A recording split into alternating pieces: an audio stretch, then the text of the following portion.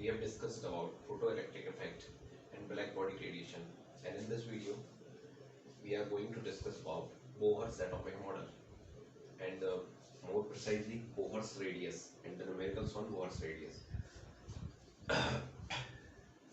तो ये हमारा चैप्टर नंबर 2 है, किसका? क्लास 11th का, स्ट्रक्चर ऑफ एटम। ठीक है, उसमें अभी तक हमने फोटो इलेक्ट्रिक इफेक्ट तक जो बोहर्स एटॉमिक मॉडल के लिए जो भी प्री रिक्वायरमेंट्स हैं वो हम अभी तक देख चुके थे। आज हम देखेंगे बोहर्स रेडियस क्या होती है। चलेंगे तो हम बोहर्स पोस्टुलेट से ही, लेकिन बोहर्स रेडियस पढ़ेंगे, उसके कुछ न्यूमेरिकल्स देखेंगे, उसके बाद फिर वेलोसिटी देखेंगे, फिर एनर्जी देखेंगे। तो ये जब तीनों के हम जब न्यूमेरिकल्स लगाएंगे तो काफ़ी हम एक अच्छी पकड़ बन जाएगी हमारी बोहर्स एटॉमिक मॉडल में। फिर हम देखेंगे इसके ड्रॉबैक्स और धीरे धीरे हम ये चैप्टर के अंत की तरफ चल रहे हैं। तो आज हम पढ़ेंगे क्या? Bohr's atomic model. देखिए बोहर्स ने क्या कहा था, बोहर जो हमारे साइंटिस्ट थे उन्होंने क्या कहा था, उन्होंने कहा था कि जो रदरफोर्ड थे उन्होंने क्या कहा था कि ये एक चार्ज है और ये दूसरा चार्ज है, ये इसके राउंड राउंड चक्कर लगा रहा है। कैसे लगा रहा है ये वो बता नहीं पाए थे, और वहाँ से मैक्सवेल की थ्योरी आई थी। उन्होंने कहा था कि वो जो दूसरा चार्ज लगा रहा है क्योंकि वो नेगेटिव है और यहाँ पर जो बैठा हुआ है वो पॉजिटिव चार्ज यानी न्यूक्लियस है। तो जब दो अपोजिट चार्ज एक दूसरे के पास आते हैं और जब वो चक्कर लगाता है तो धीरे धीरे जो चक्कर लगा रहा है जिसका मास कम है वो अपनी एनर्जी लूज करता चला जाएगा और अंत में आके इससे मिल जाएगा। इन्होंने बोर्स ने उस टाइम पर इसी चीज़ की क्रिटिसिज्म किया और अब बताया इन्होंने क्या कि इलेक्ट्रॉन जो होते हैं, electrons move in a fixed orbit और एनर्जी सेल्स।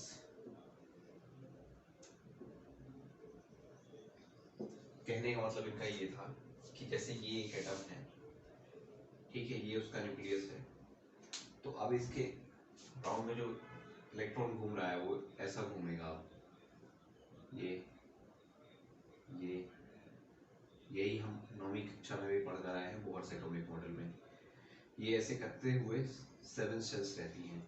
अब ये जो सेल्स हैं, आपका मैं पहले कंफ्यूजन दूर कर दूं कि सेल्स यानी कि शेल्स और इलेक्ट्रॉन में कौन प्राइमरी है ये समझ लीजिए आप, कि इलेक्ट्रॉन जहां से घूमेगा उस जगह को शेल्स कहेंगे। शेल्स में इलेक्ट्रॉन आकर नहीं घूमेगा, शेल्स बाद में आया, यानी कि इलेक्ट्रॉन मेन है, जहां से इलेक्ट्रॉन घूमेगा उस जगह को शेल्स कहेंगे। आपके दिमाग में अभी तक ये ऐसा कंफ्यूजन रहता है, मेरे में भी रहता था कि जहां आकर इलेक्ट्रॉन घूमेगा, नहीं सॉरी, शेल्स में आकर इलेक्ट्रॉन घूमेगा। अभी तक देखिए कंफ्यूजन है, सेल्स में आके इलेक्ट्रॉन घूमेगा ऐसा लगता था हमें, पर सच्चाई ये है कि जहां इलेक्ट्रॉन घूमेगा उसको शेल्स कहेंगे। तो इलेक्ट्रॉन क्या करता है कि कुछ certain amount of energy acquire करता रहता है, कुछ डेफिनेट अमाउंट ऑफ एनर्जी। इसलिए दूसरा जो इसका पोस्टुलेट्स है वो क्या है कि these energy orbits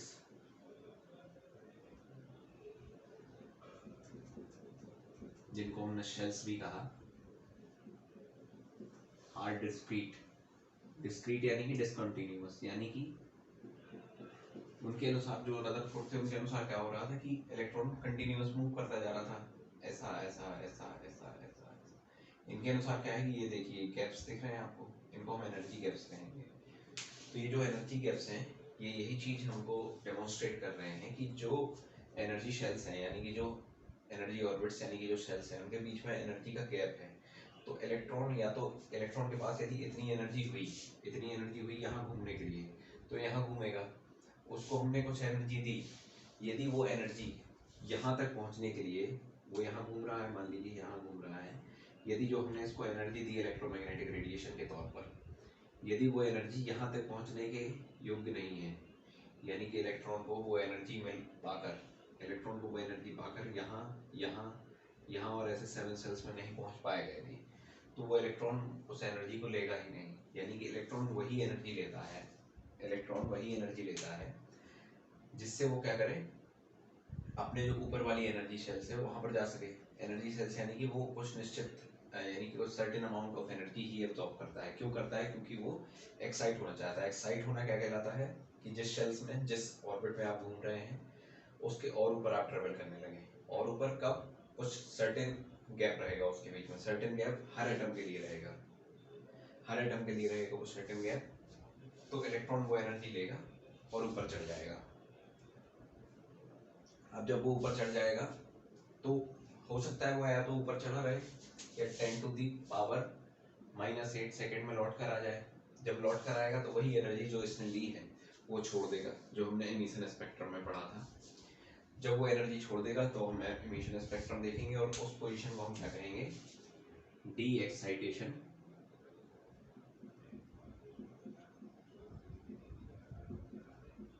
of electron. तो अभी तक सिर्फ हमने यहाँ से कंक्लूजन ये निकालना है कि न्यूक्लियस के अराउंड इलेक्ट्रॉन घूम रहा है। कैसे में? फिक्स्ड एनर्जी सेल्स में, यानी कि फिक्स्ड ऑर्बिट में, यानी कि फिक्स्ड सेल्स में। कैसे? यदि यहाँ घूम रहा है, यहाँ घूम रहा है या यहाँ घूम रहा है तो वो हर एटम में क्या करेगा? बोहर के अनुसार हर एटम में यहीं घूमे, या तो यहाँ घूमेगा यहाँ घूमेगा, या तो यहाँ घूमेगा या यहाँ घूमेगा। ऐसा नहीं होगा कि यहाँ से बीच से घूमने लगे इलेक्ट्रॉन।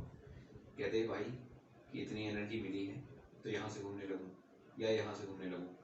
तो बोहर साहब यही बता रहे हैं कि एनर्जी शेल्स जो रहती हैं इलेक्ट्रॉन की वो फिक्स रहती हैं, यानी कि या तो यहाँ से घूमेगा या वहाँ से घूमेगा। अब इस एनर्जी को लेगा कैसे?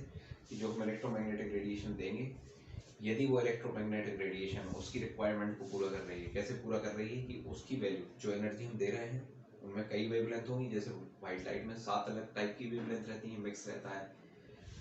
तो यदि कोई वेवलेंथ उसको ऊपर पहुंचाने की योग्य है तो ठीक है, नहीं है तो वो नहीं लेगा, जाने देगा, ट्रांसमिट कर देगा। ठीक है। दूसरी बात क्या है कि ये एनर्जी सेल्स, दूसरी बात भी वही है कि ये एनर्जी सेल्स कंटिन्यूअस नहीं रहती हैं। कि जैसे आप ऐसे घूम रहे हैं, इलेक्ट्रॉन को थोड़ी और एनर्जी मिली तो ऐसा घूम रहा है, थोड़ी और एनर्जी मिली तो और ऐसा घूमने लगा, थोड़ी और मिली तो ऐसा घूमने लगा। ऐसा नहीं होगा, वो उसको उतनी ही मिलेगी। मतलब वो तभी घूमेगा ऊपर जाकर जब उसको इतने बीच की एनर्जी मिल जाएगी, यानी कि। और दूसरी बात हमने क्या समझा यहाँ पर?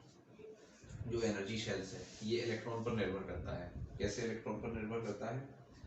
ऐसे करता है कि इलेक्ट्रॉन की यदि एनर्जी बढ़ी तो इलेक्ट्रॉन का घूमना भी ऊपर घूमने लगा। ये न्यूक्लियस से मतलब थोड़ा सा और घूमने लगा।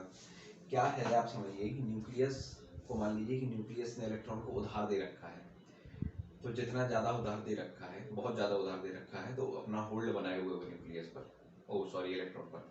न्यूक्लियस इलेक्ट्रॉन को उधार दे रखा है, इसलिए उसका होल्ड ज़्यादा है उस पर। अब धीरे धीरे जो उधारी के पैसे हैं, उधारी के जो पैसे हैं, हमने एनर्जी दी, यानी कि जो हमने पैसे दिए, इलेक्ट्रॉन का धीरे धीरे न्यूक्लियस का होल्ड हम कम करते जा रहे हैं, यानी कि इलेक्ट्रॉन को दूर भेजते जा रहे हैं न्यूक्लियस से। आप इमेजिन कीजिए। तो हम क्या कर रहे हैं? इलेक्ट्रॉन को पैसे देते जा रहे हैं। जब पैसे देते जा रहे हैं तो इलेक्ट्रॉन का उधारी में जो पैसा है वो चुकाता जा रहा है। जब चुकाता जा रहा है तो दूर होता जा रहा है। अब जब इलेक्ट्रॉन जब चुका रहा है पैसे, तो उसके कुछ बाउंडेशन है कि इतने दोगे तो हम इतने चुका कर ही आगे बढ़ सकते हैं। ऐसा नहीं कि 1 रुपये चुका दिया फिर और एक कदम बढ़ गए, 1 चुका दिया फिर और एक कदम बढ़ गए। नहीं, आपके पास जब तक इलेक्ट्रॉन के पास 10 रुपये नहीं आ जाएंगे तब तक वो न्यूक्लियस, मतलब न्यूक्लियस ने एक शर्त रखी है, ऐसा मान लीजिए आप, न्यूक्लियस ने एक शर्त रखी है कि यदि 10 रुपये दोगे तो ही हम थोड़ा सा होल्ड अपना ढीला करेंगे, वरना आप 9 रुपये दें, 8 रुपये दें, 7 रुपये दें, 6 रुपये दें, 1 रुपये दें, कोई मतलब नहीं है, उससे कोई फर्क नहीं पड़ेगा। तो ये हमारा दो वो हो गया पोस्टुलेट्स। अब हम चलते हैं बोहर्स की रेडियस की तरफ। ये भी पोस्टुलेट्स पूरे कंप्लीट नहीं हुए हैं, मैं एक एक करके जब रेडिएशन, एनर्जी, वेलोसिटी सब पढ़ाता जाऊंगा तो पोस्टुलेट्स वहीं पर अच्छे तरीके से समझ में भी आते जाएंगे।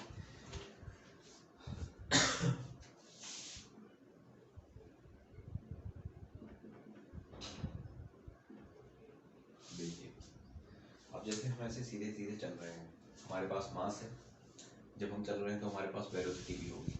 तो जब हमारे पास मास है, वेलोसिटी है, तो मास इंटू वेलोसिटी क्या मोमेंटम होता है? मास इंटू वेलोसिटी, मोमेंटम को p से डिनोट करते हैं, क्या होता है? Mass into velocity. ठीक है।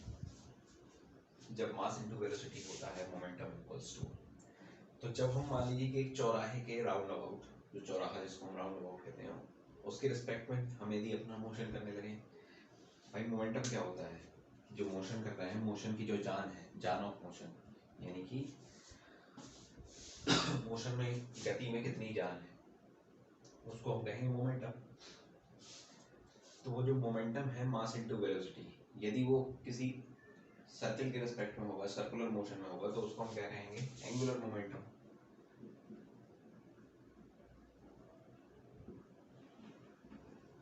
कोई भी व्यक्ति यदि गति कर रहा है सर्कुलर मोशन में, तो उसके मोमेंटम को लीनियर ना कहके एंगुलर कहते हैं, और उसका फॉर्मूला क्या होता है, पोजीशन क्रॉस वेक्टर मोमेंटम। अब क्रॉस वेक्टर शायद आप 11th में पढ़ चुके होंगे अभी तक, फर्स्ट चैप्टर में, यदि नहीं पढ़ा है तो क्रॉस वेक्टर का फॉर्मूला क्या होता है, आर पी साइन थीटा। अब यहाँ पर देखिए कि ये मास है इलेक्ट्रॉन का कुछ, और वेलोसिटी टेंजेंशियली करता है। कैसे टेंजेंशियली, यानी कि इसको खींच तो ये न्यूक्लियस रहा है अपनी तरफ, इसलिए यहाँ आ रहा है, जाने की कोशिश यहाँ कर रहा है लेकिन फिर यहाँ आ रहा है, फिर यहाँ पहुंचा, यहाँ जाने की कोशिश कर रहा है लेकिन यहाँ आ रहा है, यहाँ जाने की कोशिश कर रहा है, यहाँ आ रहा है। क्यों आ रहा है, क्योंकि न्यूक्लियस उसको अपने पास बुला रहा है। जाने की कोशिश क्या कर रहा है, वो टेंजेंशियली कर रहा है। अब देखिए आप यहाँ पर कितना एंगल बन रहा है, 90 डिग्री बन रहा है। ये हो गई उसकी पोजीशन, ये वो जाने की कोशिश कर रहा है, मोमेंटम उसका इस तरफ है, मोमेंटम मास और वेलोसिटी इस तरफ जाने के लिए जा रहा है उसका, लेकिन पोजीशन उसकी कहाँ है, इस तरफ होने की कोशिश कर रही है। तो आर पी साइन थीटा, तो साइन थीटा कितना हो जाएगा, 90 साइन 90, साइन 90 की वैल्यू कितनी होती है, 1 आर पी। ये हमारा एंगुलर मोमेंटम एल से डिनोट होता है, एल। तो फाइनल एल की वैल्यू क्या आई, आर, पी की वैल्यू क्या थी, एम वी, और ये 1, तो एंगुलर मोमेंटम हमारा कितना आ गया, एम वी आर। तो जो एंगुलर मोमेंटम आया वो बोहर साहब ने ये बताया कि जो एंगुलर मोमेंटम होगा, अब ये जो आप अभी कह रहे थे ना कि एनर्जी शेल, कितनी एनर्जी शेल को हम कैसे डिसाइड करेंगे कि यहाँ से घूमेगा कि यहाँ से घूमेगा, वो वहीं से घूमेगा, इलेक्ट्रॉन उसी एनर्जी शेल, उसी ऑर्बिट से घूमेगा जिसका एंगुलर मोमेंटम जहां पर इलेक्ट्रॉन का एंगुलर मोमेंटम h/2 के मल्टीपल में हो। h/2 क्या है, ये तो कांस्टेंट है, h प्लैंक कांस्टेंट है, 2 कांस्टेंट है, 3.14 × 2 यानी 6.28, और ऊपर ये कितना h इक्वल्स टू कितना 6.626 × 10⁻⁻34, ये 1 ये 2 पाई, ये तो हो गया कांस्टेंट। अब n क्या है, n है इंटीग्रल मल्टीपल यानी कि इंटीजर्स 1 2 3।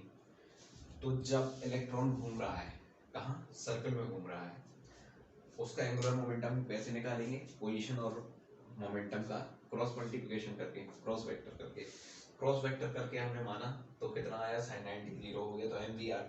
तो उसका एंगुलर मोमेंटम, इलेक्ट्रॉन जब न्यूक्लियस के चारों ओर सर्कुलर मोशन में चक्कर लगा रहा है, जब इलेक्ट्रॉन का एंगुलर मोमेंटम h/2 का इंटीग्रल मल्टीपल होगा, यानी कि h/2 2h/2 3h/2 4h/2, ठीक है। तो जब इतना होगा उसका एंगुलर मोमेंटम, जब उसके एंगुलर मोमेंटम की वैल्यू इसके इक्वल हो जाएगी, तभी वो इलेक्ट्रॉन वहां से चक्कर लगा सकता है, अन्यथा नहीं लगा सकता है। तो पहला इक्वेशन हमारा हो गया ये, इसको हम लिख लेते हैं हम यहाँ पर साइड में, क्या, mvr = nh/2 इक्वेशन नंबर 1।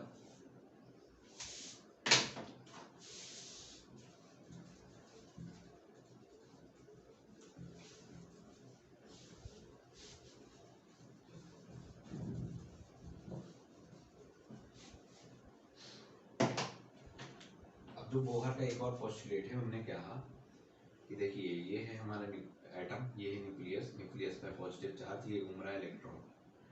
अब जब हम एक अपनी उंगली में एक रस्सी को बांधें, रस्सी में ले एक पत्थर को ऐसा बांधें और ऐसा ऐसा घुमाएं, जब ऐसा ऐसा घुमाएं तो हम उसको एक फोर्स लगा रहे हैं, कहाँ, उंगली से। उंगली से लगा रहे हैं तो उसको हमारे पास आ जाना चाहिए, लेकिन नहीं आता। क्यों नहीं आता? क्योंकि उस समय उस पर एक सूडो फोर्स लग रहा होता है जिसको हम कहते हैं सेंट्रीफ्यूगल फोर्स। जैसे सन है, सन के चारों ओर पृथ्वी घूम रही है, सन के चारों ओर अर्थ ऐसे ऐसे रेवोल्यूशन कर रही है। जब रेवोल्यूशन कर रही है तो सन तो उसके ऊपर ग्रेविटेशनल फोर्स लगा रहा है क्योंकि सन का मास ज़्यादा है अर्थ की तुलना में। ऐसे ऐसे अर्थ घूम रही है, सन घूम रहा है, या आप कुछ भी मान सकते हैं कि यहाँ पर हमने हाथ में ये लिया ये, और ऐसे ऐसे उसको घुमा रहे हैं, किसको? पत्थर को। पत्थर में बंधी है रस्सी, तो पत्थर ऐसा ऐसा घूम रहा है। जिस समय पर हम ये अपनी उंगली का फोर्स जीरो कर देंगे, यानी कि उसको ऐसा धीमा कर देंगे, धीमे धीमे यहाँ पर लाए और ऐसा धीमा से छोड़ दिया उसको। जब धीमे से छोड़ दिया तो यहाँ से वो रस्सी निकल गई। जब रस्सी निकल गई तो वो टेंजेंशियली भग जाएगा किस तरफ? जहाँ पर होगा, जिस, मान लीजिए कि यहाँ से आप लगा रहे हो फोर्स, ये आपकी उंगली है, उंगली में ये पत्थर बंधा हुआ है, ऐसा ऐसा घूम रहा है, ठीक है। जिस जिस पॉइंट पर आप उंगली से ये रस्सी को छोड़ दोगे तो वो जहाँ पर भी होगा, मान लीजिए पत्थर यहाँ पर है तो वैसा भग जाएगा, यहाँ पर है तो ऐसा भग जाएगा। तो ये भग क्यों रहा है? भग इसलिए रहा है कि एक समय पर उसके ऊपर एक दूसरा व्यक्ति भी फोर्स लगा रहा है, दूसरा कहीं से उसके कोई फोर्स लगा रहा है। जो फोर्स सूडो, यानी कि जो झूठा फोर्स हमको नहीं दिख रहा कौन लगा रहा है, एक तो उंगली लगा रही है, दूसरा दिख नहीं रहा है कौन लगा रहा है। तो जो नहीं दिख रहा है कि कौन लगा रहा है उसको हम कहेंगे क्या? सूडो या सेंट्रीफ्यूगल फोर्स। अब ये सेंट्रीफ्यूगल फोर्स की जो वैल्यू है ये कितनी है? mv²/r, ठीक है। अब जब सेंट्रीफ्यूगल फोर्स लग रहा है और सेंट्रीपिटल फोर्स जो अंदर की तरफ लग रहा है वो सेंट्रीपिटल फोर्स है, सेंट्रीफ्यूगल फोर्स को जो काटता है और सर्कुलर मोशन को सस्टेन करता है, यानी कि सर्कुलर मोशन हो रहा है। इस बात की जो गारंटी होती है वो क्यों होती है? कि जब सेंट्रीफ्यूगल और सेंट्रीपिटल फोर्स इक्वल हो जाते हैं तो सेंट्रीफ्यूगल फोर्स यानी कि सेंट्रीपिटल फोर्स के इक्वल होगा। तो मैं सेंट्रीपिटल फोर्स जो अंदर खींचने वाला है उसको भी मान लेता हूँ कि ये इसकी वैल्यू भी कितनी है? mv²/r है, ठीक है। ये अपना सेंट्रीफ्यूगल भी सेंट्रीपिटल मान लेता हूँ मैं। अब आप सेंट्रीपिटल में एक चीज गौर कीजिएगा कि जब एक पॉजिटिव चार्ज के पास में दूसरा नेगेटिव चार्ज होगा, या फिर जब दो चार्ज एक दूसरे के पास में होंगे अपोजिट नेचर के, तो उनके ऊपर क्या लगेगा? Electrostatic attraction.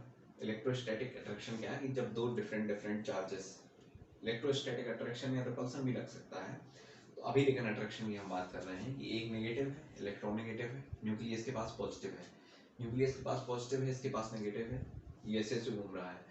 तो पॉजिटिव नेगेटिव जब पास में है तो एटम बहुत छोटा सा 10⁻⁻15 मीटर पे अभी बात हो रही है, मैं आपको बड़ा इमेजिन करा रहा हूँ, पर है तो बहुत छोटा सा। तो उनके ऊपर लग रहा है क्या?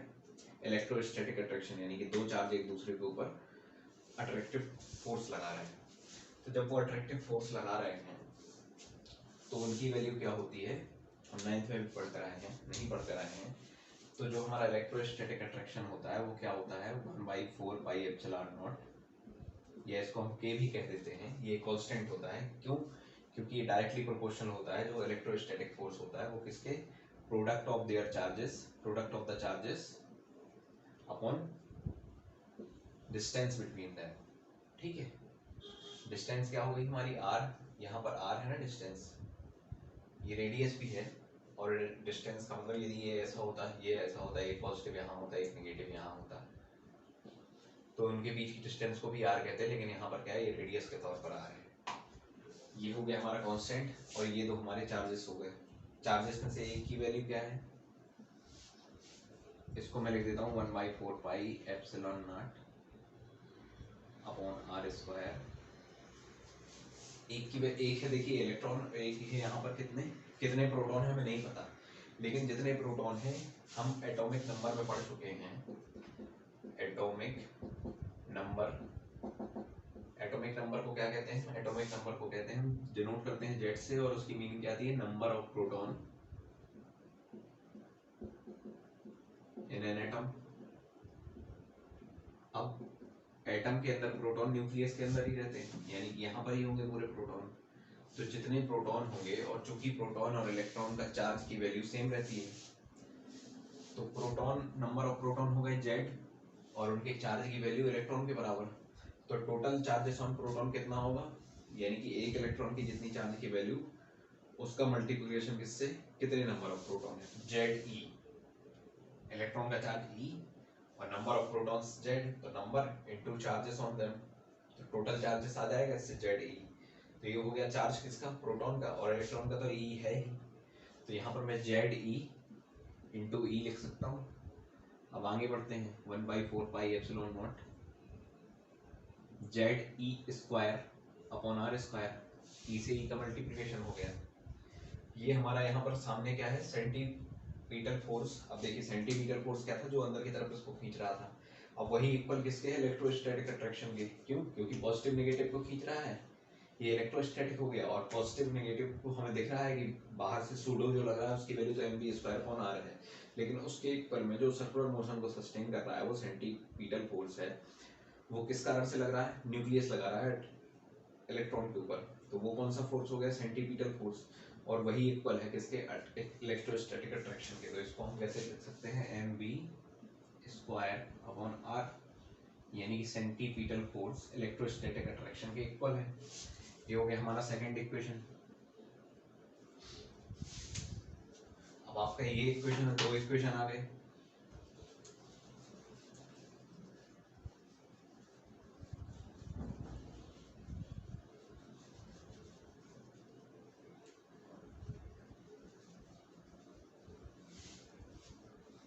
तो मैं पहले इक्वेशन को क्या करता हूँ, इसको यहाँ पर लिख लेता हूँ, M B R equals to N H by 2 pi, ये हो गया मेरा इक्वेशन नंबर 1। और M V square upon R equals to 1/4 pi epsilon naught Z E square by R square, ये हो गया इक्वेशन नंबर 2।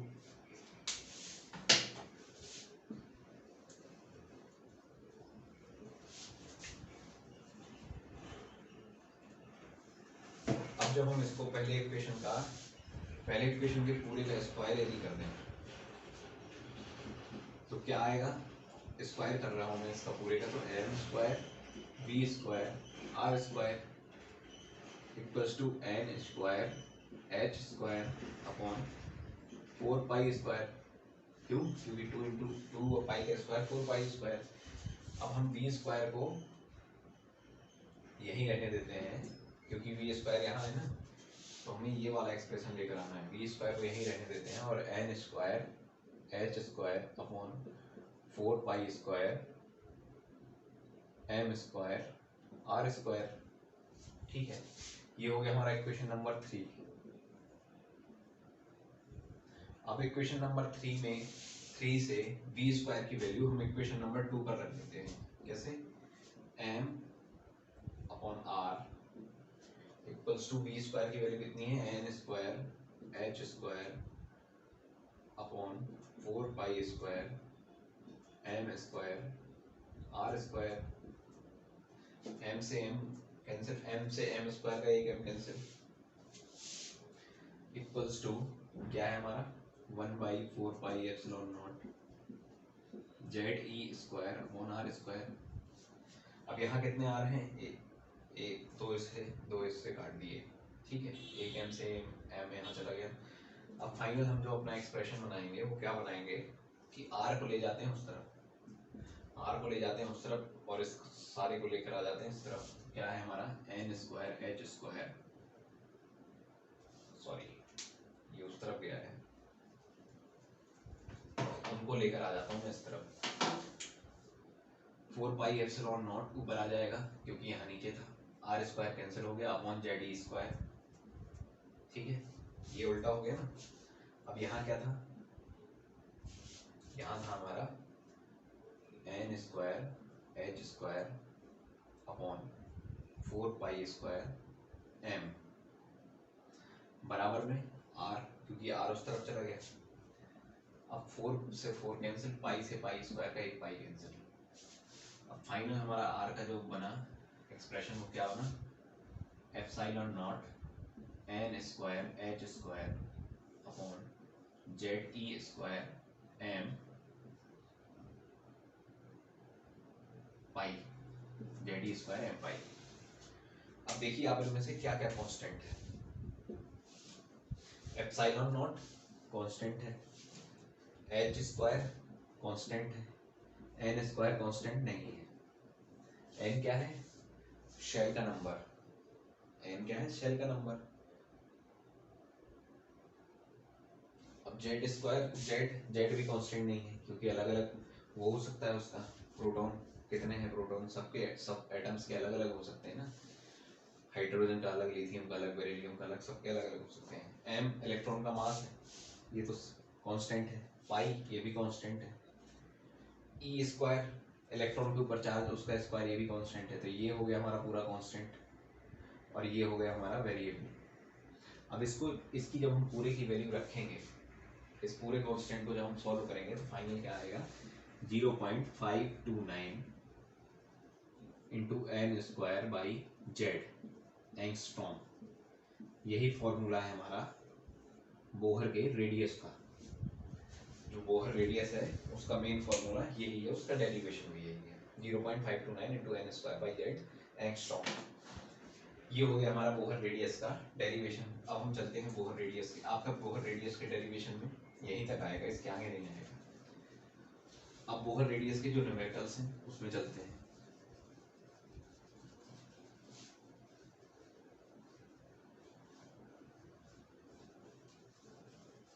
मैं आपको दो न्यूमेरिकल्स कराऊंगा, उसमें ही आपकी काफी कुछ अंडरस्टैंडिंग हो जाएगी।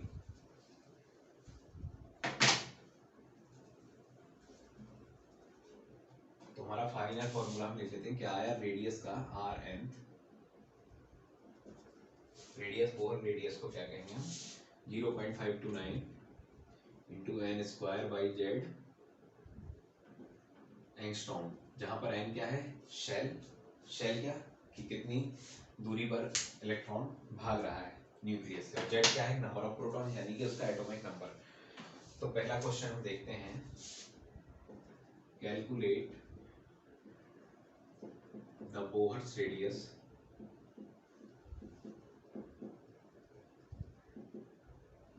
For first, second, third shells of H atom. H यानी कि हाइड्रोजन एटम।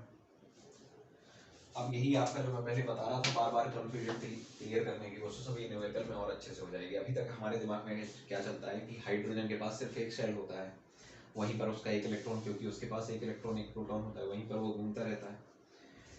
लेकिन वो शेल एक नहीं होता है, इलेक्ट्रॉन, उस इलेक्ट्रॉन के पास उतनी एनर्जी है इसलिए वहां पर घूम रहा है। यदि इलेक्ट्रॉन की एनर्जी बढ़ा दो तो और ऊपर से घूमने लगेगा, और बढ़ा दो और ऊपर से घूमने लगेगा। ऐसे ऐसे करते करते वो 7th शेल तक जा सकता है। अपनी 7 स्टेजेस में आपको अपनी कलाएं दिखा सकता है, 7 कलाएं दिखा सकता है। तो शेल फिक्स नहीं है हाइड्रोजन का, वो पहले शेल में घूम रहा है, अच्छी बात है, लेकिन दूसरे तीसरे में भी घूम सकता है। जब दूसरे तीसरे में घूमेगा, उसी में कितनी रेडियस होगी न्यूक्लियस से इलेक्ट्रॉन की, वही अब क्वेश्चन पूछ रहा है। तो देखते हैं क्या है, सॉल्व। क्या है फॉर्मूला आर एन का? 0.529 इंटू एन स्क्वायर।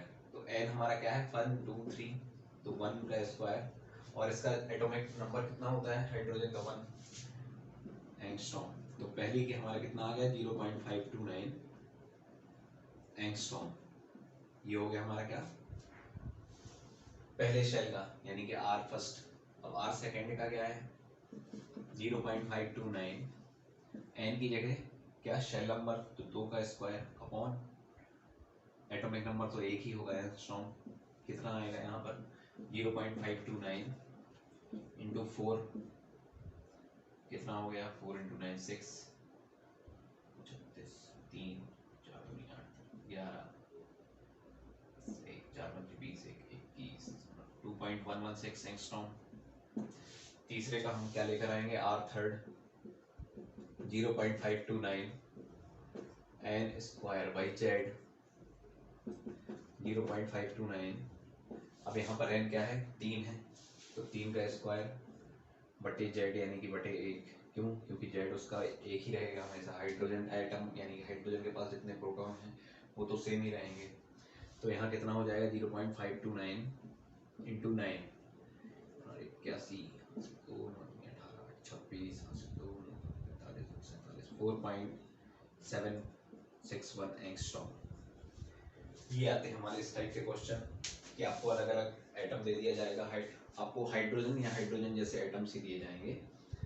क्यों? क्योंकि बोहर का मॉडल जब हम ड्रॉबैक में पढ़ेंगे कि हाइड्रोजन या हाइड्रोजन जैसे एटम्स के लिए ही कारगर साबित हुआ। अब हाइड्रोजन जैसे एटम्स क्या होते हैं? वो एटम्स जिनके पास हाइड्रोजन बराबर प्रोटॉन, जैसे हाइड्रोजन बराबर इलेक्ट्रॉन, सॉरी, जैसे हमारा लिथियम +2 आयन, लिथियम के पास 3 इलेक्ट्रॉन होते हैं लेकिन उसने 2 दान कर दिए, बचे कितने? एक। बेरिलियम +3 आयन या हीलियम प्लस आयन, तो आयन क्या पर आयन यानी कि उसने अपने इलेक्ट्रॉन दे दिए, कितने दिए? जब उसके पास एक इलेक्ट्रॉन रहेगा तो वो हाइड्रोजन लाइक एटम कहलाएगा। जैसे आप देख सकते हैं यहाँ पर कि जब वो कह दे, मान लीजिए आपसे calculate the Bohr radius for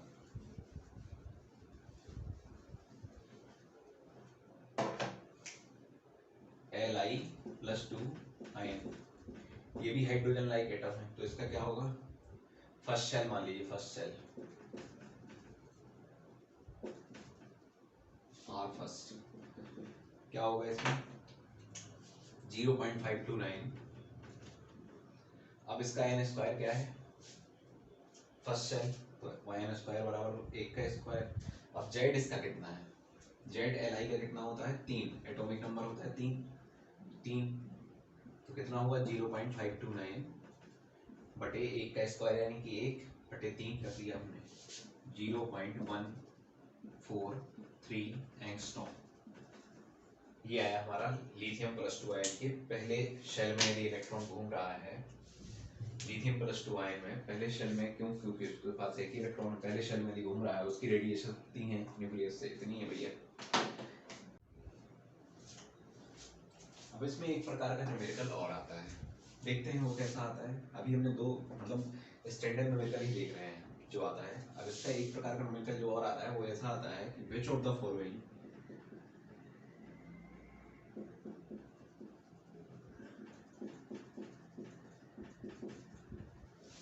will have the same radius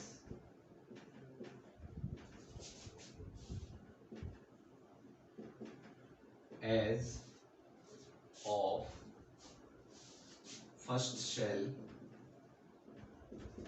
of hydrogen atom। यानी कि हाइड्रोजन एटम के पास एक इलेक्ट्रॉन है, जब उसका इलेक्ट्रॉन पहले शेल में रिवॉल्व कर रहा है उस समय जो उसकी रेडियस है वो रेडियस इनमें से और कौन से एटम की होगी? किसकी होगी? पहले ऑप्शन तो सुन लो कौन सी होगी, ए, बी, सी और D. n equals to 2, n equals to 2, n equals to 3, n equals to 2।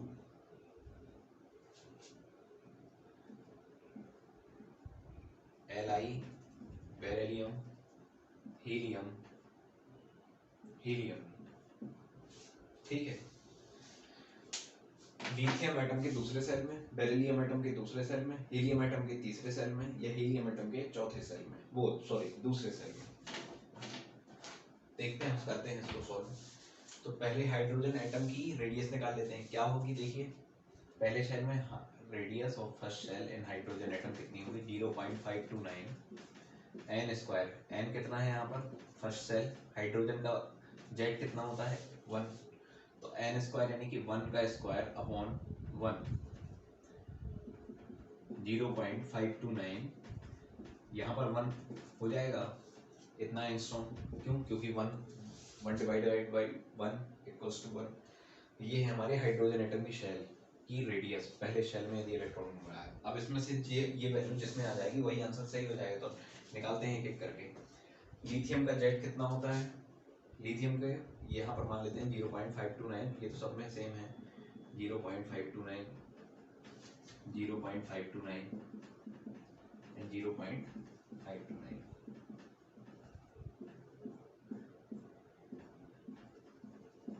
अब यहाँ पर लिख रहा है n स्क्वायर बटे जेड, ठीक है। तो n कितना है इसका? 2 इंटू 2 यानी कि 2 का स्क्वायर कितना? 4 अपॉन जेड कितना रहता है लिथियम का?